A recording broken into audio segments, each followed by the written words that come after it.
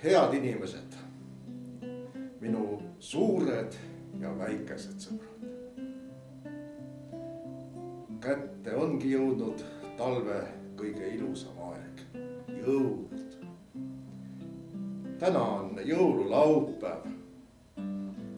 Pühad ettevalmistused on tehtud ja on aeg puhata, pidada pühi ja tunda rõõmu.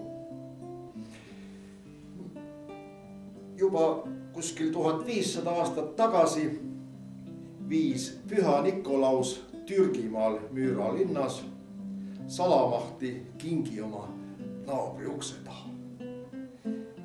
See kink oli naabrile suureks abiks ja rõõmuks. Nikolaus jätkas kingituste viimist ja nõnda sai temast maailma esimene jõuluvana. Eestis hakkasin mina kingitusi jagama umbes 120 aastat tagasi. Ja eestlased andsid mulle nimeks jõuluvana. See kingituste hulk, mida laiali jagada on aasta-aastalt kasvanud. Ja mulle jõuluvanale teevad need kingituste viimised ja külaskäigud palju rõõmu. Sest oi, kui palju ilusaid laule ja luuletusi on ikka lapsed ära õppinud, et kingitusi saada.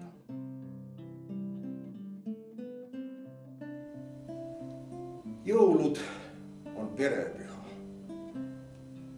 Täna, homme ja isegi ülehomme peaksid pered olema koos.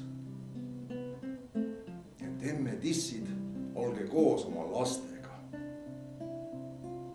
Ja suureks kasvanud lapsed, teie jõudke tagasi oma lapsepõlve koju oma vanemate juurde. Kui sa aga tead, et sinu sõbral või naabritädil pole täna kedagi oodata, siis kutsuge temagi oma pereringi. Sest täna ei peaks olema keegi üksi. Ja kallistage üksteist, tehke üksteisele pai. Unustage kõik mured. Andke andeks ja leppige ära nendega, kellega te võib-olla riius olete.